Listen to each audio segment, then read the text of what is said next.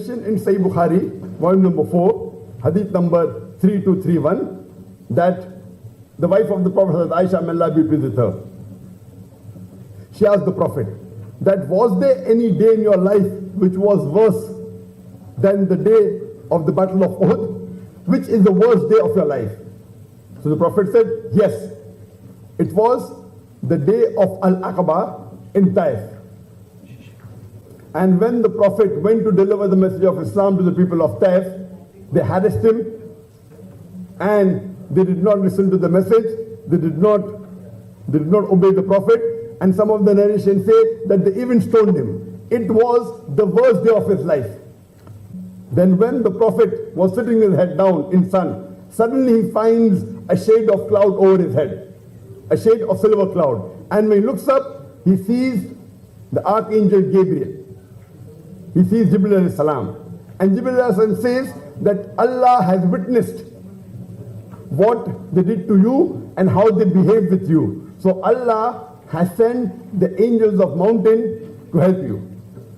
And Jibril alayhi salam, he calls the angel of mountain. When the angel of mountain comes, he says to the Prophet that your Lord has sent me and he has witnessed and heard how did the people behave with you. You command, what should I do? Whatever you say, I will do. Do you want me to bring both the mountains of Makkah together? Do you want me to get both the mountains close to each other so that the people will be crushed to death in between them? The Prophet, peace be upon him, replied, no, I would rather want that Allah subhanahu wa ta'ala brings from the loins of these people a generation from these people who will worship Allah and will not associate partners with him. Imagine the Prophet says it was the worst day of his life. Imagine if it was the worst day of your life and if someone wants to help you and says I can crush the enemy to death. Here the Prophet says, don't put them to death, but I want Allah to bring from their loins, from their generation, from their children, a people who will believe in Allah and who will not associate partners with God. It is mentioned in Sahih Bukhari, volume number 8, hadith number 6397, that one of the Sahabas approaches the Prophet and says that the people of Daus, they did not agree with the message of Islam and they rejected the message.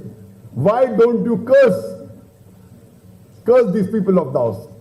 And the Sahabas, they thought, now the Prophet would curse the people of Daus. But the Prophet said, oh Allah, guide the people of Daus so that they come close to us.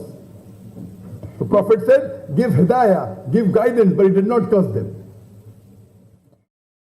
Allah subhanahu wa ta'ala says in the Quran in Surah Qalam, chapter number 68, verse number 4. Allah says, Innaka la'allakum